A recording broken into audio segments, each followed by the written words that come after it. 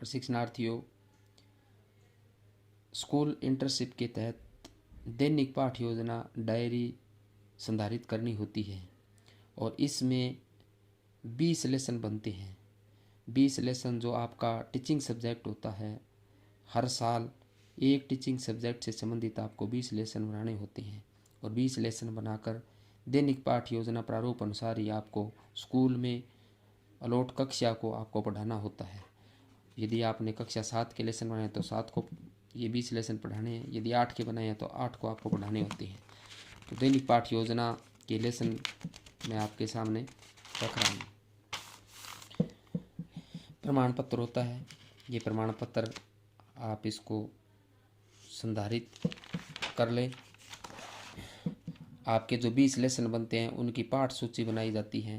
तो इस प्रकार 20 लेसन की पाठ सूची आप तैयार कर लोगे। जिस तारीख को वर्क डे होता है उसी तारीख को आपको हर रोज़ एक लेसन बनाना है और उसका शिक्षण कार्य स्कूल में बच्चों को करवाना होता है।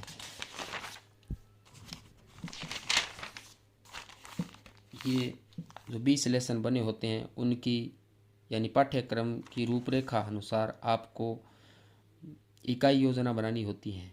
तो इसमें 5 इकाई योजना बनाई गई हैं। इकाई फर्स्ट, इकाई सेकंड, इकाई थर्ड, इकाई फोर्थ, इकाई फिफ्थ, यानी 5 इकाइयों में 20 लेसनों को बांटा गया है।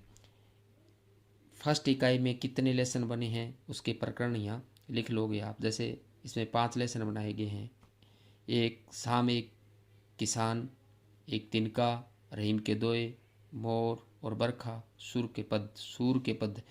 तो इस प्रकार ये एक इकाई कंप्लीट हो जाएगी। दूसरी इकाई कहानी है। इसमें पहली इकाई में कविता थी, दूसरी इकाई कहानी से संबंधित है। तो मिठाई वाला, दादी माँ, चिड़िया की बच्ची और कंचा, इस प्रकार ये 4 कहानियाँ पढ़ाई गई हैं। तीसरी इकाई निबंध है। हिमालय की बेटियाँ, रक्त और हमारा शरीर, खान पान की बदलती तस्वीर। तो इस प्रकार तीसरी इकाई बन जाएगी। चौथी इकाई में गद्य भाग पढ़ाया गया और 5वीं इकाई में व्याकरण पढ़ाई गई। तो इस प्रकार ये 5 इकाइयाँ आप अच्छे प्रकार से मेंटेन कर लोगे जो 20 लेसन आपने बनाए हैं। इसके बाद इकाईवार योजना तैयार की जाती है। तो पहली इकाईवार योजना आप यहाँ तैयार कर लोगे, शिक्षण बिंदु लिखोगे, उसके बाद आगे ज्ञान, अवबोध, ज्ञानोपयोग और उसके बाद आगे कौशल, अध्यापक क्रियाएं, छात्र क्रियाएं, सहायक सामग्री, मूल्यांकन और गृह कार्य, ये आप कंप्लीट कर लोगे। तो ये प्रत्येक इकाई की इकाईवार योजना आपको बनानी होती है। तो ये 500 इकाइयों की योजना यहाँ बनाई गई है। इसके बाद 20 लेसन पढ़ाने के बाद 21वें दिन आपको जो 20 लेसन पढ़ाए हैं उसी में से बच्चों का एग्ज़ाम लेना होता है और उस एग्ज़ाम लेने के लिए आपको एक प्रश्न पत्र तैयार करना होता है। तो प्रश्न पत्र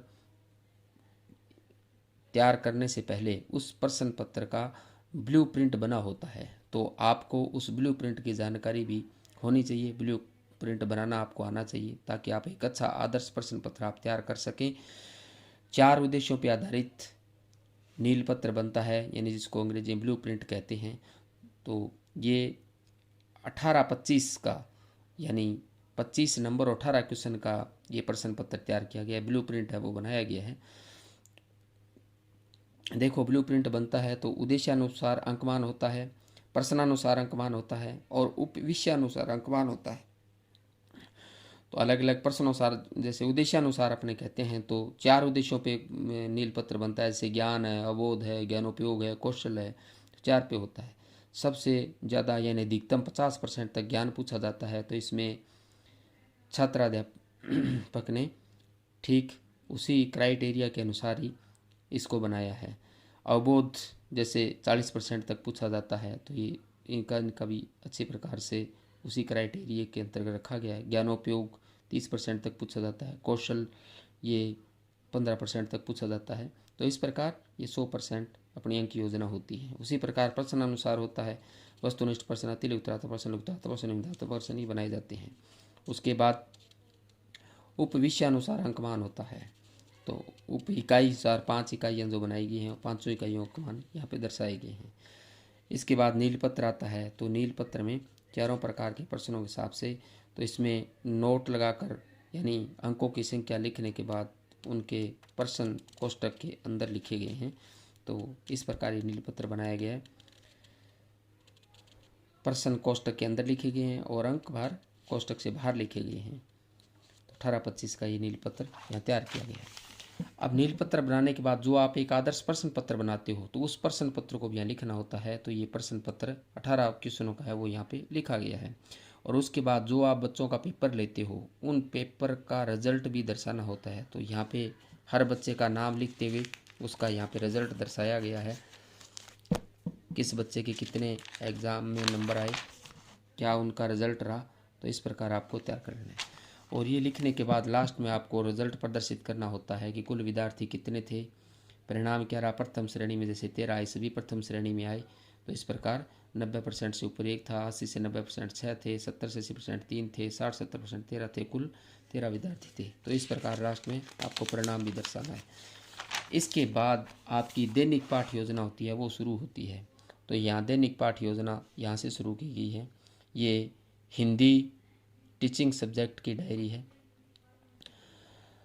तो ऊपर सामान्य विवरण, दिनांक, विद्यालय का नाम, कक्षा, विषय, कालांश, इकाई का नाम, विधा, क्योंकि हिंदी में विधा लिखी जाती है तो ये विधा कविता है, समयावधि, उप इकाई का नाम, अब तक पढ़ाए गए पाठों की संख्या और प्रकरण यहाँ पे आ जाएगा।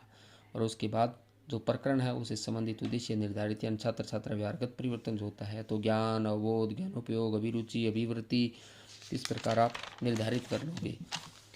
और लास्ट में कौशल आता है। तो ये 6 उद्देश्य आपको निर्धारित कर लेने हैं अपने प्रकरण के अनुसार। उसके बाद नीचे शिक्षण सहायक सामग्री लिखा जाता है, जैसे लपेट फलक हो गया, मॉडल हो गया, पॉइंटर हो गया, झाड़न हो गया। यदि आपका चार्ट बनता है तो चार्ट हो गया, मॉडल यदि इस लेसन में बनता है तो मॉडल हो जाता है। तो ये आपके शिक्षण सहायक सामग्री हो जाएगी। उसके बाद पूर्व ज्ञान, यानी छात्र जो भी आप विषय वस्तु पढ़ाते हो उससे संबंधित पूर्व ज्ञान होता है। तो यहाँ ऐसे ही किया गया, छात्रों को श्याम एक किसान से संबंधित पूर्व ज्ञान था, यानी पूर्व ज्ञान रखते हैं। इसके बाद प्रस्तावना पे आते हैं, यानी पूर्व ज्ञान आधारित प्रस्तावना बनाई जाती है। तो यहाँ पे ऐसा ही किया गया है, हम विश्व के कौन से महाद्वीप में रहते हैं, एशिया महाद्वीप में रहते हैं। एशिया महाद्वीप में स्थित हमारे देश का नाम क्या है, भारत है। भारत के अधिकांश लोगों का व्यवसाय क्या है, कृषि है। कृषि करने वाले व्यक्ति को क्या कहते हैं, किसान कहते हैं। आप शाम एक किसान कविता के बारे में क्या जानते हैं, ये बच्चे बता नहीं पाए, इसलिए हमारा समस्यात्मक हो जाता है। और यही हमारा उद्देश्य कथन, यानी वो प्रकरण निकल जाता है। यहाँ से नीचे लिखेंगे उद्देश्य कथन, आज हम एक शाम एक किसान कविता का अध्ययन करेंगे, इसको रेखांकित कर लेते हैं। तो इस प्रकार ये हमारी प्रस्तावना निकल जाती है। प्रस्तावना बनाते समय ध्यान रखें, क्रमबद्धता होनी चाहिए, तारतम्यता होनी चाहिए। जैसे पहले वाला क्वेश्चन आया, आंसर आया, उसी आंसर से आगे वाला क्वेश्चन स्टार्ट किया गया है या इसमें प्रयोग किया गया है। इसी बात आगे वाला उसी प्रकार किया गया है।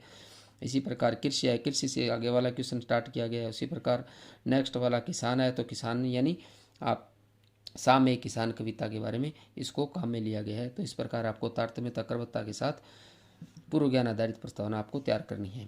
इसके बाद पाठारंभ आता है, यानी लेसन प्लान अपना शुरू होता है यहाँ से। तो लेसन प्लान में ध्यान रखें, लगभग 5 अपने कॉलम बनेंगे। पहला होगा अध्ययन बिंदु का कॉलम बनता है, दूसरा विधि प्रविधि का बनता है, तीसरा छात्राध्यापक छात्राध्यापिका क्रिया का बनता है, चौथा विद्यार्थी क्रिया का बनता है, यानी छात्र छात्रा क्रिया का बनता है, और 5वां श्याम पटसार होता है। इसमें सबसे पहले जैसे प्रश्नोत्तर भाव विश्लेषणात्मक प्रश्न आएंगे, तो यहाँ भाव विश्लेषणात्मक प्रश्न कर लिए गए हैं। दूसरे में मौन आया, इसी के साथ ही हमारा टॉपिक निकल जाता है। तो आदर्श वाचन होता है, क्योंकि हम सबसे पहले अध्यापक बच्चों के सामने विषय वस्तु को रखता है तो वो उसका आदर्श वाचन होता है।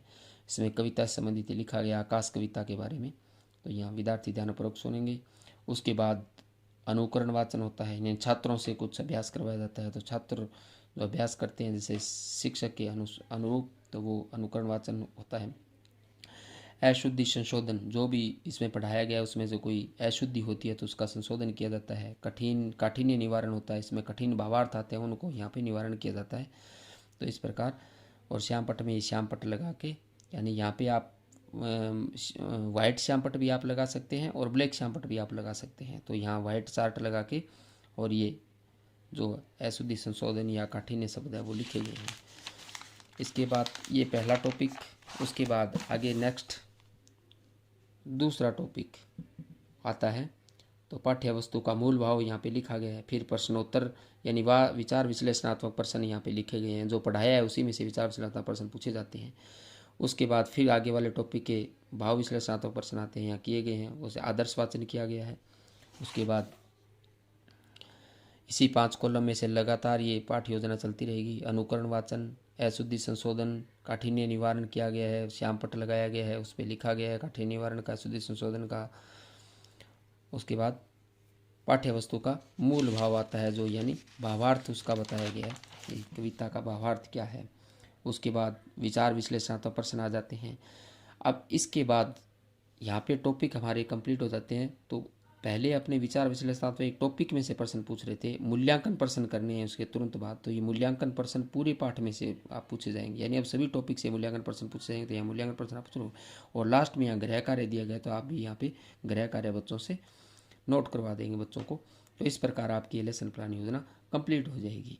ऐसे ही कंटिन्यू इस डायरी में 20 लेसन बनाने हैं। अब जैसे आगे 2 नंबर लेसन आ जाता है हेडिंग दैनिक पाठ योजना, उसी प्रकार ये दूसरे वाला लेसन वैसे ही बनाना है, ये बनता रहेगा। ये प्रस्तावना आ गई, उसके बाद यहाँ से लेसन शुरू हो जाता है। ये टॉपिक अनुसार लेसन कंटिन्यू, और यहाँ पे लेसन ये समाप्त हो जाता है। इसके बाद ऐसे ही लेसन नंबर 3 आ जाएगा, तीसरे लेसन की प्रस्तावना। उसके बाद पाठारंभ हो जाएगा, ये पहले वाला टॉपिक आ जाएगा, दूसरे वाला टॉपिक, और उसके बाद नेक्स्ट,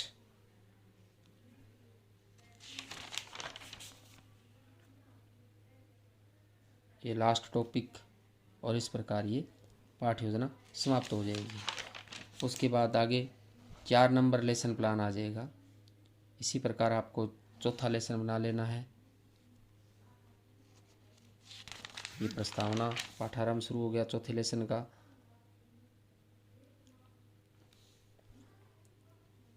चौथे लेसन का नेक्स्ट टॉपिक,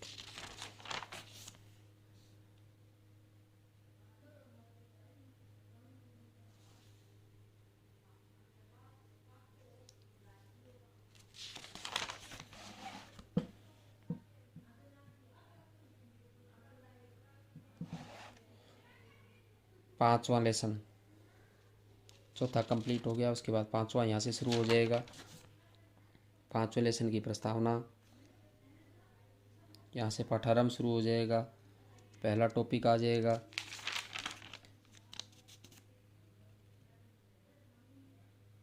दूसरा टॉपिक आ जाएगा,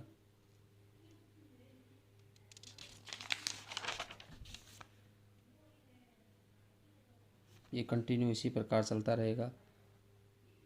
यहाँ पे ये लेसन प्लान समाप्त हो जाता है। उसके बाद छठा लेसन,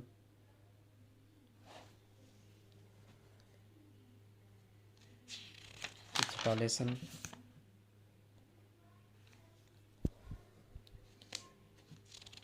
ऐसे कंटिन्यू आपको ये लेसन प्लान तैयार कर लेने हैं। ऐसे ही आपको लगातार ये 20 लेसन इस डायरी में आपको बनाने हैं। यहाँ पे आपका लेसन कंप्लीट हो जाता है। तो इस प्रकार 20 लेसन आप इस डायरी में बना लेंगे।